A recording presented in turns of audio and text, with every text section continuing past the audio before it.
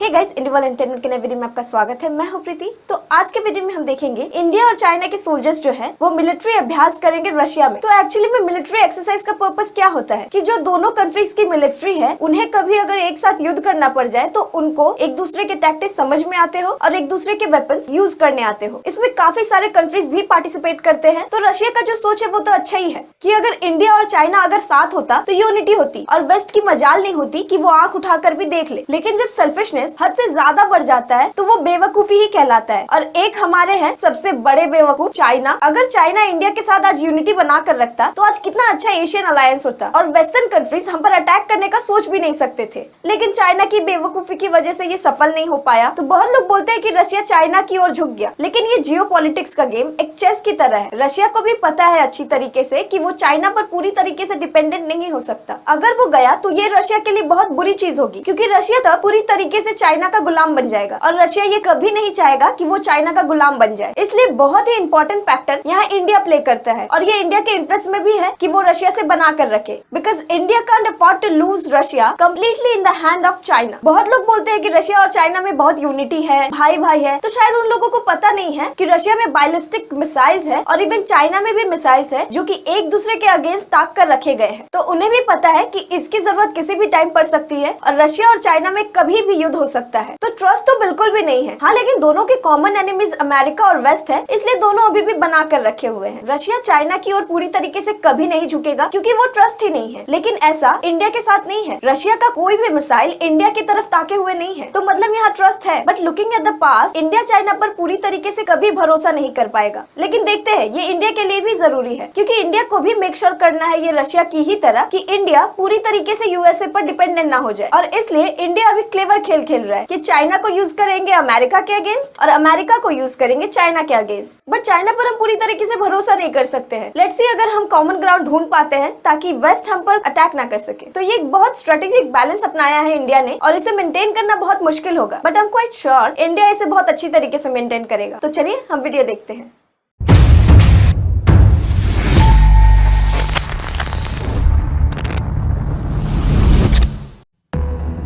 Ukraine पर Russia का war शायद रुक सकता है, लेकिन इसने व्लादिमीर पुतिन को अपने दोस्तों की मदद से एक बड़े मिलिट्री ड्रिल को स्टेजिंग करने से नहीं रोका, जिसमें लैंड और सी पर 7 लोकेशंस पर पूरे वीक चलने वाले एक्सरसाइज में 50,000 सैनिक शामिल थे। रशियंस के साथ चाइना और इंडिया अभी भी आगे हैं।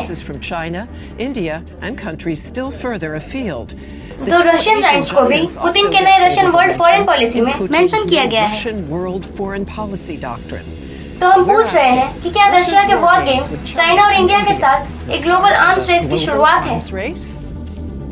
हेलो, इस पॉइंट पर हम आपका स्वागत करते हैं। हमारे गेस्ट को इंट्रोड्यूस करना हमारे लिए बहुत खुशी की बात है। अलेक्सिया यूसुपोव जर्मनी के फ्राइडरिच एबर्ट फाउंडेशन में रशियन प्रोग्राम के हेड है, जो यहाँ बर्लिन में बेस्ड है। मिशेल तुमान जर्मन वीकली डाइट साइट के फॉरेन पॉलिसी करेस्पॉन्डेंट है और सारा पैगोंग जर्मन काउंसिल में फॉरेन रिलेशन एसोसिएट है और रशियन फॉरेन और सिक्योरिटी पॉलिसी पर ध्यान देने के साथ DGAP भी है। The DGAP with a focus on Russian foreign and security policy. Alex इस वीक ड्रिल वॉस्टक का हकदार था, जिसका मतलब है ईस्ट। क्या ये वेस्ट को इशारा है? East. Is that a signal to the west?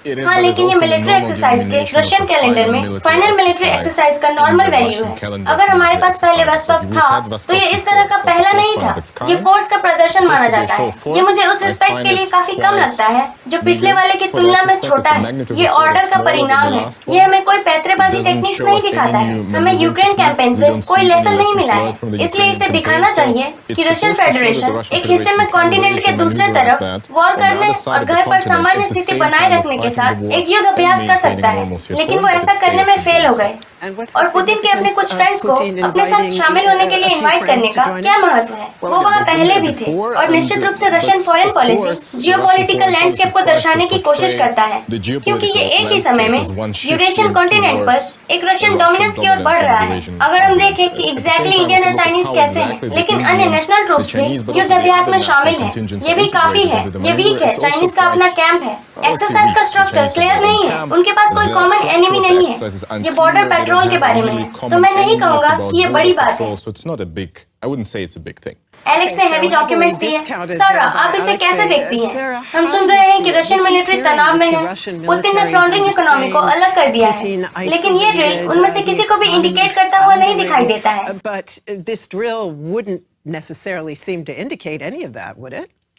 मैं एलेक्स से पूरी तरह से सहमत हूँ। इसलिए जो हम स्केल के टर्म्स में देखते हैं वो इतना बड़ा नहीं है जितना कि ये हुआ करता था, लेकिन फिर भी शायद हम एक्सरसाइज से कुछ मिनी कंक्लूजन्स निकाल सकते हैं। फॉर एग्जांपल, अगर जापानीज कोस्ट के सामने नेवल एक्सरसाइजेस पर नजर डालें तो ये कुछ ऐसा है जो जापानीज गवर्नमेंट के लिए बहुत महत्वपूर्ण है, क्योंकि वास्तव में उनका अभी भी रशिया के साथ टेरिटोरियल कॉन्फ्लिक्ट है। वो एक इमर्जिंग वर्ल्ड पावर के रूप में चाइना के साथ बढ़ते हुए प्रॉब्लम्स को फेस कर रहा है। इसलिए रशिया और चाइना के बीच कोऑपरेशन कुछ ऐसा है जिसे जापान डिटेल से देखता है। तो इस तरह के कॉमन नोवल एक्सरसाइजेस कुछ ऐसे हैं जो टोक्यो के सिग्नल के लिए डिजाइन किए गए हैं। In detail, so these kind of common naval exercises are something that is also designed to signal to Tokyo.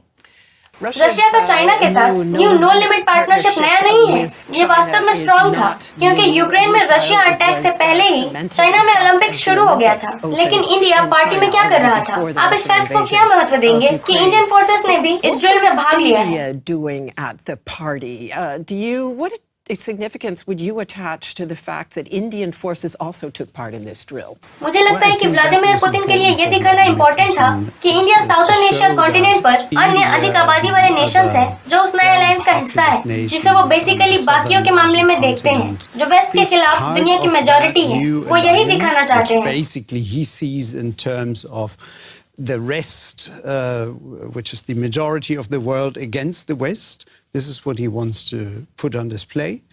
मुझे ये बहुत इंटरेस्टिंग लगा कि आपने युद्ध अभ्यास में इंडिया, चाइना और रशिया जैसे नेशंस को देखा और ये क्लियरली दिखाई दे रहा था कि वो अलायंस नहीं थे, जैसा कि आपने एक्सरसाइज के लिए आर्मीज को एक साथ जोड़ दिया था, जबकि अन्य नेशंस, सेंट्रल एशियन नेशंस जो मिलिट्री अलायंस में रशिया के साथ गठबंधन कर रहे थे, वो क्लियरली एब्सेंट थे। इसलिए मुझे ये इंटरेस्टिंग लगा।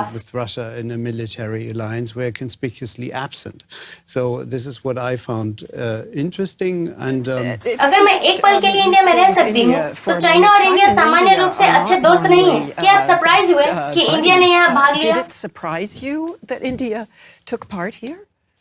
नहीं, मैं सरप्राइज नहीं हुआ, क्योंकि इंडिया वास्तव में अन्य नेशंस की तरह कोशिश करता है। फॉर एग्जांपल टर्की सिचुएशन का एडवांटेज लेने के लिए, लेकिन उन्होंने वेस्टर्न सैंक्शन ज्वाइन नहीं किया क्योंकि वो कम प्राइसेस पर रशियन ऑयल खरीदते हैं। वो थोड़ा सा अन्य नेशन को बेचते हैं और पैसे कमाते हैं, तो वो बेसिकली बढ़ते हुए जियोपॉलिटिकल फील्ड में अपनी पोजीशन को ढूंढने की कोशिश करते हैं और इसलिए वो शामिल हो गए हैं। लेकिन वो निश्चित रूप से रशिया के साथ गठबंधन में नहीं है। Find their position in a shifting geopolitical field, and that's why they have joined, but they are definitely not in an alliance with Russia. तो जैसा कि हमने एलेक्स से सुना था, ये पहले वोस्तोक एक्सरसाइज नहीं था, लेकिन ये अब तक का मोस्ट इंटरनेशनल था। Certainly the most international to date. Moscow के अकॉर्डिंग 50,000 सोल्जर्स युद्ध अभ्यास में भाग लेने वाले थे, जो कि 3 साल पहले से काफी कम है। लेकिन इस बार former Soviet states, Mongolia, Algeria, Syria और निकारागुआ भी रशिया, चाइना और इंडिया में शामिल हो रहे हैं। सभी कंट्रीज को रशियन पॉलिसी का सपोर्टर माना जाता है। चाइना ने वास्तव में बॉर्डर्स के बिना फ्रेंडशिप की बात की है और एक्सरसाइज के लिए ग्राउंड, एयर और नेवल फोर्सेस को कॉम्बिनेट कर रहा है। रशियन और चाइनीज नेवीज के बीच कोऑपरेशन की क्वालिटी एक नए लेवल पर पहुंच गई है। ये ग्लोबल और रीजनल स्टेबिलिटी और सिक्योरिटी को बढ़ाता है। The quality of cooperation between the Russian and Chinese navies has reached a new level. This increases global and regional stability and security. Western intelligence service उस पैंतरेबाजी से इम्प्रेस नहीं होता है। वो इसे रैंक के एक स्टेज डेमोन्स्ट्रेटिंग क्लोजिंग के रूप में देखता है और उससे ज्यादा कुछ भी नहीं। वो इसे स्ट्रेटेजिकली यूजलेस कहते हैं। लेकिन एक सवाल है कि क्या व्लादिमीर पुतिन वेस्ट के खिलाफ एक नए अलायंस पर काम कर रहे हैं?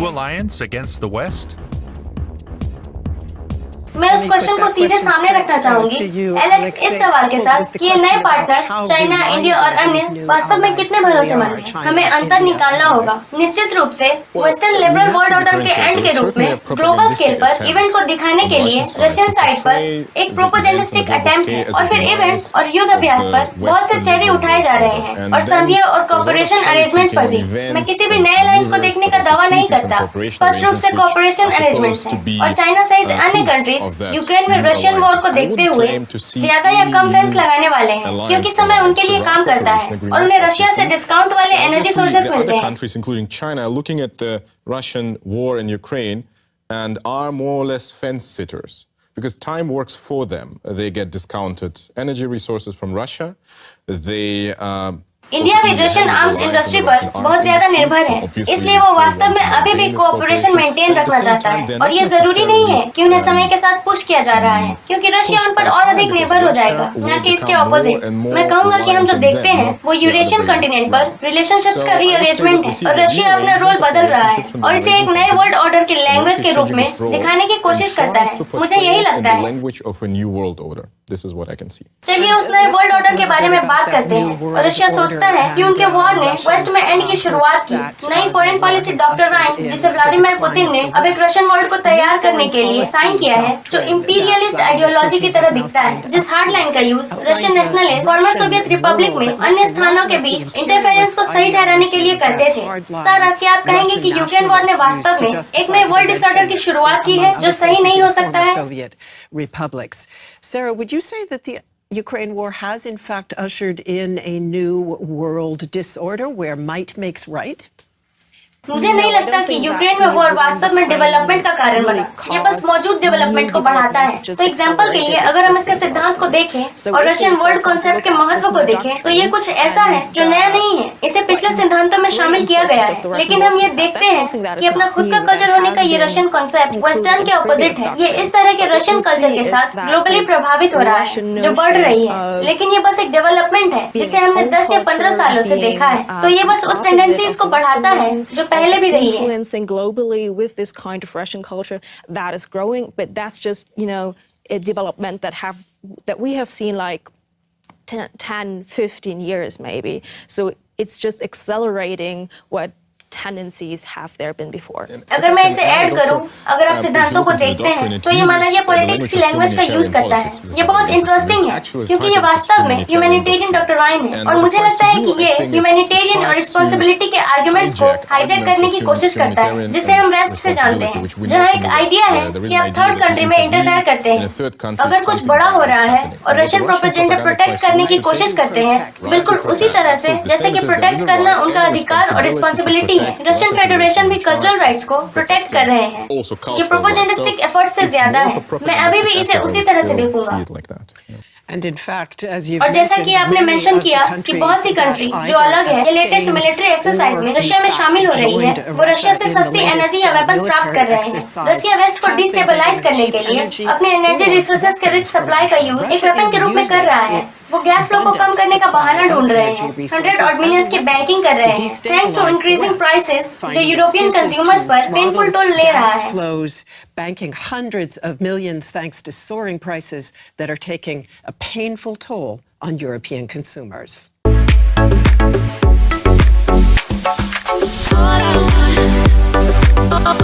तो पहला कमेंट है जॉन फ्रेड। इन्होंने लिखा है, ये मत भूलो कि कनाडा, अमेरिका और यूरोप में बहुत से कारणों से जाने वाले इंडियंस की तुलना रशिया जाने वालों से कभी नहीं की जा सकती, क्योंकि ये सचमुच कुछ भी नहीं है। फिर नेक्स्ट कमेंट है सत्यमेव जयते। इन्होंने लिखा है, इंडिया ने सिर्फ ग्राउंड वॉर गेम्स में पार्टिसिपेट किया है, जापान हमारा टॉप पार्टनर भी है। इंडिया की फॉरेन पॉलिसी ना तो वेस्ट समझता है और ना ही चाइना, लेकिन रशिया समझता है। जब हम नॉन अलायंस कहते हैं तो इसका मतलब होता है हमारी फॉरेन पॉलिसी हमारे पॉइंट ऑफ व्यू से है, ना कि चाइना और वेस्ट की। इंडिया के इजराइल के साथ बहुत अच्छे रिलेशन है, लेकिन इंडिया के ईरान के साथ भी बहुत अच्छे रिलेशन है। वेस्ट में इस लॉजिक में बहुत तर्क है, हम समझते हैं, लेकिन जाहिर सी बात है हम दूसरों के मुद्दों में टांग नहीं अड़ाते या दूसरों को हमारे नजरिए से चीजों को देखने के लिए लेक्चर नहीं देते। फिर अगला कमेंट है मिस्टर कॉस्मोस। इन्होंने लिखा है, इंडिया के यूएसए और रशिया के साथ वर्षों से रिलेशन है और ये जानता है कि जब यूएसए की बारी आई थी तो उसने भी अपने इंटरेस्ट को देखा था, तो अब इसलिए इंडिया अपनी चॉइस दिखा रहा है। फिर ध्रुव बोगरा लिखते हैं, डिबेट में एक इंटरेस्टिंग बात थी। न्यूज एंकर ने इंडिया को बार बार प्रो रशियन एलाई दिखाने की कोशिश की,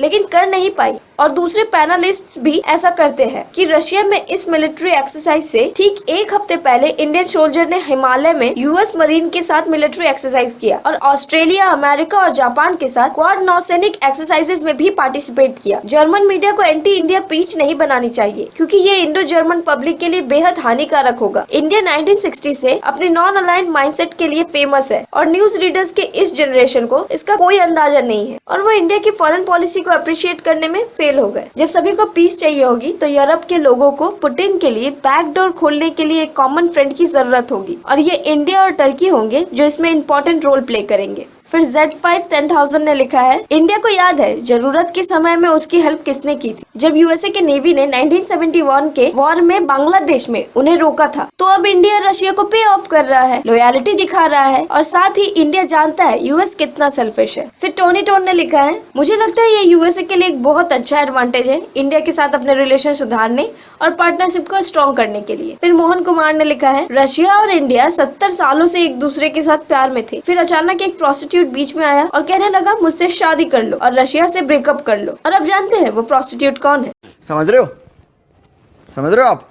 समझ रहे हो? फिर रॉरी ट्रूट ने लिखा है, टाइम टू सैंक्शन इंडिया। मेरे को तो ऐसा धक धक हो रहा है। इनके सैंक्शन से तो अब शायद इनके खुद के सिटीजन्स भी ना डरे। फिर डीटी ने लिखा है, मैं देख सकता हूँ चाइना, इंडिया और रशिया दुनिया पर राज कर रहे हैं। जी, मोदी और पुतिन मिलकर एक अच्छी टीम बनाते हैं। क्या फायदा ऐसे सपने देख के? चाइना ने तो ये सपना पूरा होने देना नहीं है। उससे तो लोग दोस्ती करने के बाद भी सोचते हैं इस पर भरोसा करना मतलब सांप पर भरोसा करना। कब डस दे किसे पता। फिर नेक्स्ट कमेंट है जिमी के, इन्होंने लिखा है, इंडिया तुम्हें लगता है तुम चालाक हो, लेकिन तुम्हारी ये चालाकी तुम्हें उल्टी पड़ेगी। याद रखना मेरी बात, एक समय आएगा जब तुम्हें वेस्ट की जरूरत पड़ेगी। दोनों तरफ खेलना तुम्हें बहुत भारी पड़ेगा। फिर ऑल फोगी ने लिखा है, इंडिया को शर्म आनी चाहिए रशिया और चाइना से संबंध बनाने के लिए। वैसे शर्म तो यूरोप को भी नहीं आई। हर जगह रशिया की बुराई करने के बाद में उन्हीं के गैस और उन्हीं के ऑयल परचेज करने में हम तो फिर भी अपना काम कर रहे हैं। बिजनेस करने में कौन सी शर्म। तो आज का वीडियो मैं यहाँ पे खत्म करूंगी और मिलूंगी आपसे नेक्स्ट वीडियो में। Till then good bye.